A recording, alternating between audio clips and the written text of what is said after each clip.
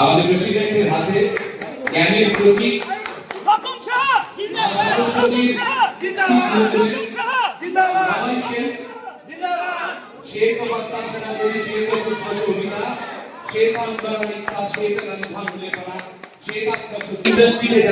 আবার পুনঃপ্রতিষ্ঠিত হয় সেই আলো, সেই উদ্দেশ্যে বাবাইছেন আমাদের প্রেসিডেন্টের হাতে আমার মা সরস্বতীর মূর্তি তুলে দিলেন।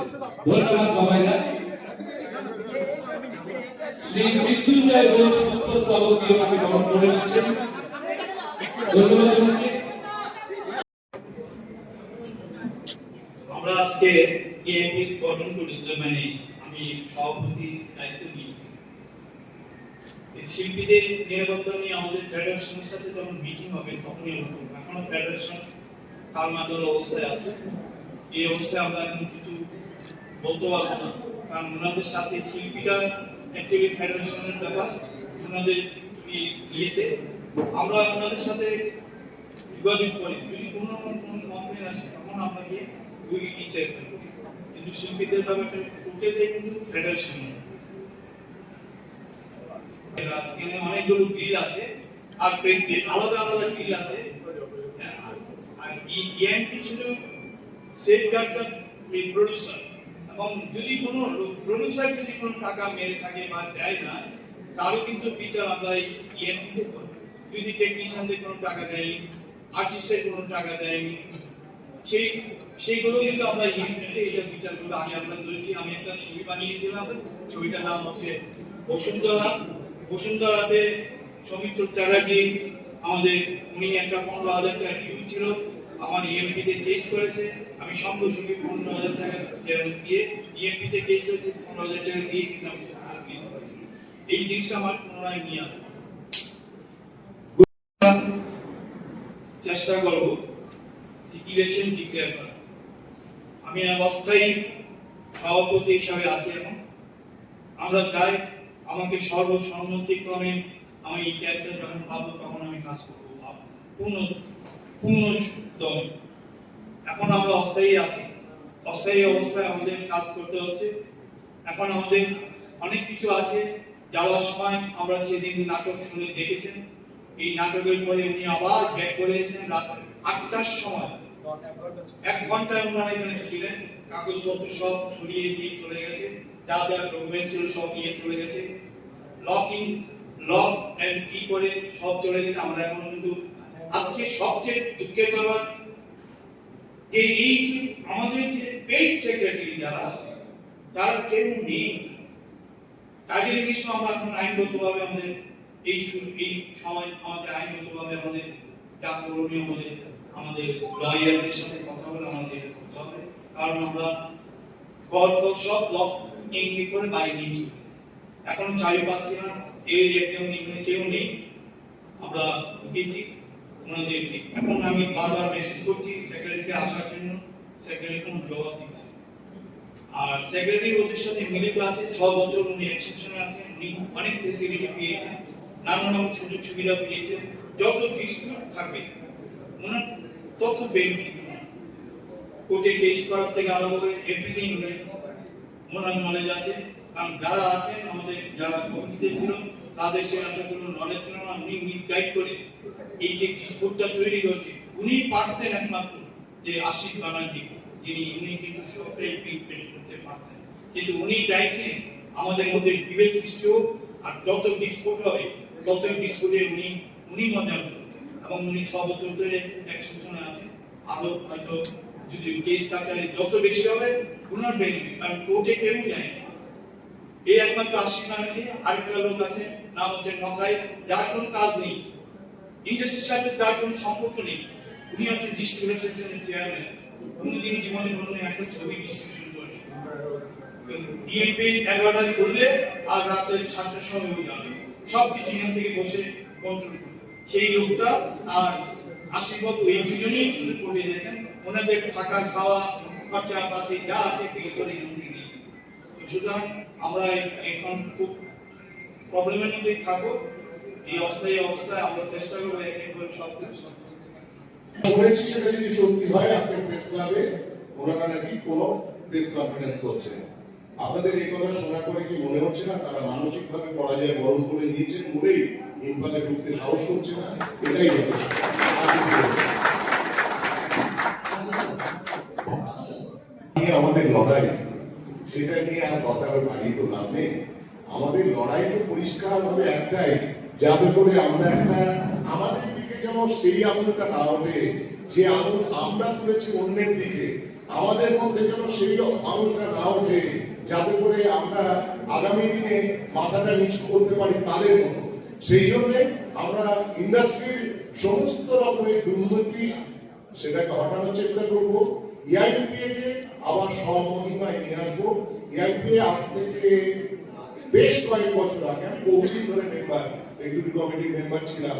আমি দেখেছি প্রণব কুমার বোস চন্দ্রিমাতা ফিল্মসে, আমি দেখেছি বিকাশ চন্দ্র, আমি দেখেছি পরিমল সরকার, আমি দেখেছি সর্দার নৌকানকারিয়াকে। একটা কথা আপনাদেরকে বলি, কথাটা বললে অত্যুক্তি হবে না। বুধবার দিন আমাদের এক্সিকিউটিভ কমিটির মিটিং থাকে, আর এফএ কমিটির মিটিং থাকে সোমবারে। প্রিয়া দিদিমণি যাত্রা করেন, তার যদি বুধবারে যাত্রা পড়ে যায়, তাহলে আশিস ব্যানার্জি বলেন স্যার কোনো এজেন্ডা নেই। আজ পর্যন্ত কোনোদিন এই ঘটনা ঘটেনি। আমি আমার যতদিন পর্যন্ত এক্সিকিউটিভ কমিটিতে ছিলাম, পরিমল প্রণব কুমার বোস বিকাশ চন্দ্রকে এসে বলছেন বিকুদা বুধবার দিন আমি থাকবো না, মিটিংটা আপনি কন্ট্যাক্ট করবেন। অর্থাৎ বিকাশ বাবু হচ্ছেন ভাইস প্রেসিডেন্ট, পরিমল প্রণব বোস হচ্ছেন প্রেসিডেন্ট। আমরা এই দিকটা দেখেছি। আজকে যারা ভাইস প্রেসিডেন্ট আছে, একটা মানুষ বলবেন তো যে তিনি আজকে 5 বছরে কোনো মিটিং কন্ডাক্ট করতে পেরেছেন কিনা? বুধবারের বদলে বৃহস্পতিবার, বৃহস্পতিবারের বদলে শুক্রবার, শুক্রবারের বদলে শনিবার, শনিবার হলো না পরের সপ্তাহে। আমি আশিস ব্যানার্জিকে বলেছিলাম, আশিস বাবু নিয়মগুলো এভাবে ভাবছেন কেন? আপনি তো আমাকে বলছেন এজেন্ডা নেই, আসল কথা তো এজেন্ডা নেই তা নয়, আপনার প্রেসিডেন্টের সময় নেই, এইভাবে নিয়মগুলো ভাবছেন কেন? এটা একটা সংগঠন, যে সংগঠনে একটা নিয়ম শৃঙ্খলা থাকবে। ভাবতে ভাবতে ভাবতে ভাবতে এটা শেষ হয়ে গেছে, এবং অর্থনৈতিক দশরূপ অনেক ফাইল খুলবে, অনেক পোল খুলবে, আপনারা সবিস্তার দেখতে পাবেন। নয়, অ্যাকচুয়ালি এতদিন যেটা ছিল এক্সিকিউটিভ কমিটির ভিতরে কারা ছিল সেটা আপনাকে দেখতে হবে।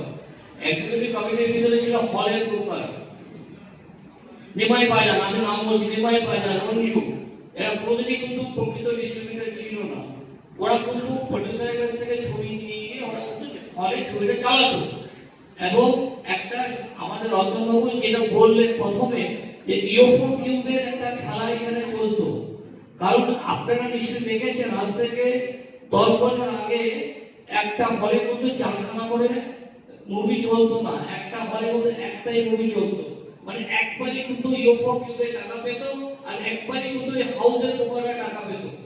এটা সিস্টেম হয়ে গেছে, ছোট ছোট প্রোডিউসারদের ছবি শুধু লাগাও, ইউএফও কিউবে টাকাটা নিয়ে নাও, সোমবার হলে ওদের ছবিটা নামিয়ে দাও, সোমবার বিকালে আরেকটা ছবি তুমি তুলে দাও, আবার ইউএফও কিউব টাকাটা পাবে, হাউসের উপরে আবার টাকা পাবে।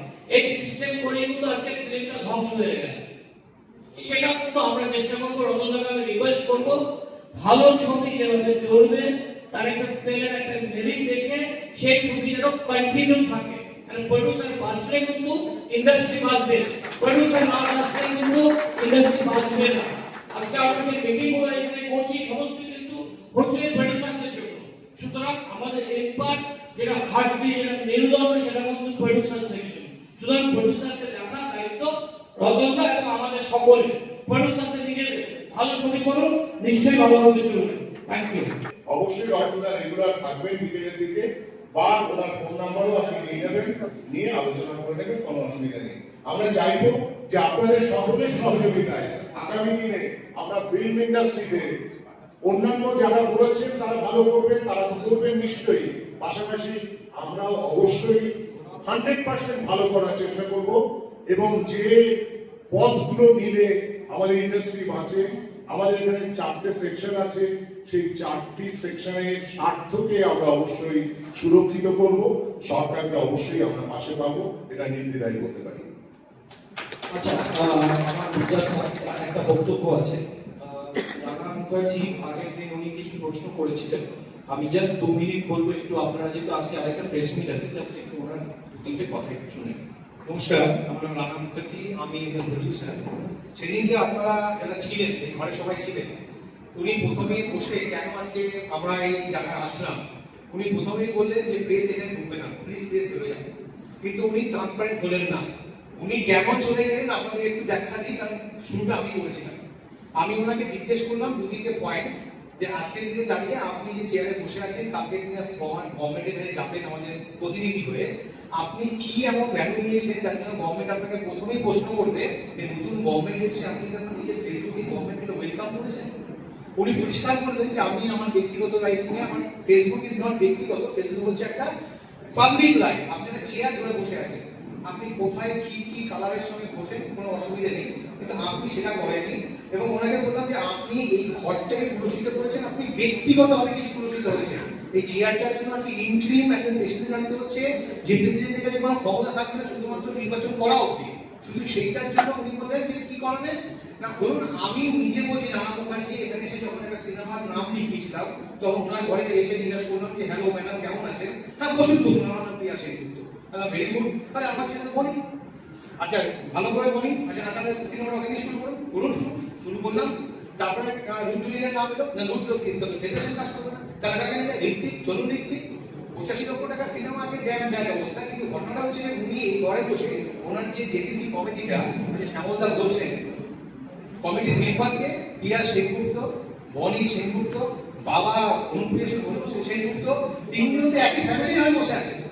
এই কোশ্চেনটা যখন ওনাকে করা হলো, হ্যাঁ সমীরণ দাস দাদা, উনি এই কথাগুলো সহ্য করতে পারছেন না। উনি বলছেন আপনার শুধু আপনার কিন্তু অ্যালিগেশন না, আপনি হচ্ছেন বাজার সমিতির সেক্রেটারি। প্রত্যেকটা বাজার সমিতির সেক্রেটারি যদি নিজস্ব একটা আলাদা দোকান থাকে তাহলে কথা বলা যায়। আপনি ঘরে বসে আপনার নিজের ডিস্ট্রিবিউশন কি করছেন, ইন্দ্রনীল রয়, নিচে দেখবেন ইন্দ্রনীল রয় কিন্তু পিয়ার আছে, সেই পিয়ারটাকে ভালো করে সবাই ছিলেন কে পিয়ার, উনি যে ডিস্ট্রিবিউশন করেন তার পিয়ারটা ইন্দ্রনীল রয় করেন। আর ইন্দ্রনীল রয় আবার ইম্পার পিয়ার, তাহলে ইম্পার পিয়ার ইন্দ্রনীল রয়, আর উনি যে সিনেমা ডিস্ট্রিবিউট করেন তার পিয়ার ইন্দ্রনীল রয়। আর সেই পিয়ারের মানে দখলে ইন্দ্রনীল রয় টাকা নিয়ে কাজ করে না, তার অনুমান এবং প্রমাণ আমাদের কাছে মিডিয়ার কাছে যদি আপনারা চান, অলরেডি সেই প্রোডিউসার দিয়ে রেখেছে, বাবার কাছে রাখা আছে, কিভাবে উনি একের পর এক কাজ করেছেন এবং যে টাকাগুলো এখান থেকে উনি কালেকশন করেন ডিস্ট্রিবিউটার, উনি সেই টাকাটা এই নিচে যে অফিসটা প্রত্যেককে দিয়ে দেন এবং তারাই ওই অফিসের লোকের কাজগুলো করে, কারণ ওনার কোনো আলাদা অফিস নেই। উনি মিডিয়ায় বলছেন যে আমার নামে বলা হচ্ছে, আমার নামটা নিয়ে এসে বলে আজকে আমি ক্যামেরা এলাম। উনি বলছেন যে রতন শাহ একটা অফিস আছে, স্যারের একটা আলাদা অফিস আছে, স্যার নিজে একটা এক্সিবিটর, স্যার নিজে একটা ডিস্ট্রিবিউটর, স্যার নিজে কাজ করেন, তার অফিসে এসে আলোচনাটা হবে।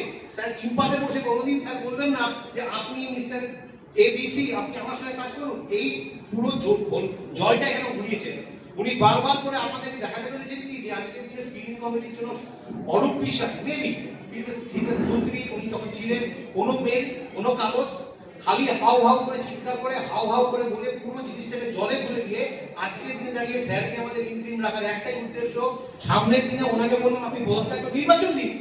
আপনি যদি প্রডিউসারদের জন্য এত কাজ করে থাকেন, আপনি নির্বাচন দিন একটা, then you will come to know কি কে ভালো কাজ করে কি করেছে। উনি আমাদের পাইরেসির জন্য, আমি বারবার বলেছিলাম যে আপনি আমাদের পাইরেসি রোখার জন্য একবার কি লালবাজারে হেঁটে গিয়েছেন, এই আপনাদের কমিটির লোকগুলো গিয়ে উনি যতবার লালবাজার গেছেন, একবার কি দুবার, ততবারই স্বরূপবাবুর সঙ্গে উনি যতবার এখানে মিটিং দিয়ে ততবার স্বরূপবাবু এখানে এসেছে। কোনো অফিসিয়াল মিটিং এর জন্য কোনো অফিসিয়াল মেল ইম্পা থেকে যায়নি, উনি দেখাতে পারেননি। এই কোশ্চেন গুলো উনি সেদিন জিবি মিটিং এ নেননি। উনি রেগে চলে যাচ্ছেন যে আমাকে ফেডারেশন নিয়ে কথা বলবেন না। আপনি প্রতিনিয়ত ফেডারেশন করেছেন, এখানে 100 টাকা করে পার টিকিটের পিছনে টাকা নেওয়া হয়। আপনি ফিল্ম ফেস্টিভ্যালের জন্য যে অ্যাপ্লাই করবেন এখানে আপনার টিকিটের জন্য, ফিল্ম ফেস্টিভ্যালের জন্য এখানে কাগজ বলে আছেন, ওনাকে মেল করতে হয়। I send a mail as a producer, আমি যখন মেল করলাম দুটো টিকিটের জন্য, উনি বললেন যে পার টিকিট 100 টাকা করে ফর হোয়াট, বলছে আমাদের এখানে পার টিকিট ওখান থেকে আনা নেওয়ার জন্য 100 টাকা করে দিতে হয়, তার জন্য আমাদের এখানে 70 টিকিট 80 টিকিট বা 8-10 টাকার একটা খেলা উনি পকেটে দিচ্ছেন। এটা আমি পিএনজিকে কমপ্লেন করেছিলাম, উনি বলছেন একটু হতে পারে। লাস্টলি বলেছিলেন দেবো আপনাদেরকে 2022-এ এইখানে বসে আমি বলেছিলাম যে 2022-এ ফেডারেশনকে আপনারা চিঠি পাঠিয়েছেন, 2022-এর নভেম্বরে সেই চিঠিতে আপনি পাঠিয়েছেন 33% ইনক্রিমেন্ট, যে ইনক্রিমেন্ট লেটারটা এখন ফেডারেশন পাচ্ছে, নো ইস্যু। সেই চিঠিতে কখনো উনি লেখেননি যে এই ইনক্রিমেন্ট যে আমরা ওয়েজেস করলাম সেই ইনক্রিমেন্টটা for next not immediate effect, but যেগুলো ফ্লোরে আছে এখনো ফিল্ম বা ওটিটি ফ্লোরে আছে সেগুলো হিট করবে না। আমি শুটিং করছি ডে 2, আমার 14 দিনের শুটিং, ডে 2 তে গিয়ে সিনেমার ওই ইনক্রিমেন্টটা নিয়ে আমার কাছে প্রোডাকশন ম্যানেজার দেখালো যে আপনাকে কাল থেকে বাজেট বাড়াতে হবে। আমার 67,000 রুপিস আমার এক্সট্রা লাগলো বাড়ানোর জন্য। আমি বললাম পিয়াদি এই লেখাটা লিখেননি আপনি যে this increment letter, this increment wages will hit next যারা কাজ করবেন এখন যারা ফ্লোরে চলছে, এটা এই লেখাটা লিখে দিতে সরকার বলেছেন লিখবি না ইমিডিয়েট এফেক্ট লিখে দে, উনি লিখে দিয়েছেন উনি। আর ব্যানার্জি বাবু সেক্রেটারি, এই লাস্ট সেক্রেটারি কে, এই সেক্রেটারি 6 বছর ধরে এখানে এক্সট্রা কাজ করছে, 60 বছর হয়ে গেছে, প্রতি বছর মনে কন্টিনিউশন দিয়ে যাচ্ছে। একটা 25-26-30 বছরের ছেলে যে কোম্পানি সেক্রেটারি পাস করেছে তার 30,000 টাকা স্যালারি হলে যত সুবিধা হয় কিচ্ছু নেই। সো এইগুলো আপনাদের জানিয়ে রাখলাম, এই কথাগুলো উনি বলছেন না, গোল গোল গোল গোল ঘোরাচ্ছেন। Thank you so much. Indranil Roy, এর আগে আমাদের ছিলেন উত্তম বসু, আপনারা হয়তো অনেকেই চিনবেন উত্তম বসুকে, আমরা কোনোদিন তাকে কোনো স্যালারি দিইনি। উত্তম বসু ইনপাকে ভালোবেসে চিরকাল আমাদের কাজটা করে এসছে। আমি এখনো পর্যন্ত জানি না ইন্দ্রনীল রায় কোনো পেমেন্ট নিয়েছেন কিনা, আমি এখনো পর্যন্ত জানি না যে পার্কিং এর জন্য ইনপা থেকে কোনো পেমেন্ট দেওয়া হয়েছে কিনা, কারণ আমাদের এর আগের প্রেসিডেন্টরা অতটা গরিব ছিলেন না বা অতটা নিম্ন রুচির ছিলেন না যে পার্কিং এর জন্য তারা পয়সা নেবে। কিন্তু আমার কানে খবরটা এসছে যে পার্কিং এর জন্য পয়সাটা ইনপা থেকেই দেওয়া হয়, গাড়ি পার্কিং এর জন্য বা ইন্দ্রনীলের রায় পেমেন্ট। দুটো ক্ষেত্রেই ওই যে বলেছিলাম ফাইল করা হবে, তখন আপনারা জানতে পারবেন। শ্রীকান্ত মোদী এবং অরিজিৎ দত্তর নাম করা হয়েছিল, সেদিন মিটিং এর প্রেসিডেন্ট বললেন যে তারাও এখানে প্রেসিডেন্ট হয়েছে, তারা ব্যবসা করেছেন। না, আমি দায়িত্ব নিয়ে বলছি, কোনদিন শ্রীকান্ত মোদী এখানে বসে তার অফিস ডিল করেননি, কোনদিন অরিজিৎ দত্ত এখানে বসে তার অফিস ডিল করেননি। শ্রীকান্ত মোদীর অফিস ভগবানের ইচ্ছায় বিশাল বিশাল বিশাল, অরিজিৎ দত্তর প্রিয়া এন্টারটেইনমেন্ট বিশাল বিশাল বিশাল। তাদের কোনো প্রয়োজন হয়নি যে আমার ছেলেকে নাও বলা, আমার কাছে ডিস্ট্রিবিউশন নাও বলা, আমি প্রোডাকশন করছি ফাইন্যান্স করো বলার মতো কোনো রকম দরকার হয়নি। আপনারা আজকে যাবেন প্রেস কনফারেন্সে, ইচ্ছা করলে এই প্রশ্ন তুলতেই পারেন, প্রয়োজনে আমার নামও নিতে পারেন, পরিষ্কার করছি। এই অনুষ্ঠানটা এখানেই শেষ করছি। অসংখ্য ধন্যবাদ সবাইকে। আশা করবেন সিনেমা ইন্ডাস্ট্রি যাতে আরো এগিয়ে যায়, এইভাবেই আমরা আগামীতে ভালো কাজ করতে পারি। আর আমরা এখন একটুখানি ডিস্ট্রিবিউট করবো, তো আমরা এখানে শেষ করছি। ঠিক আছে।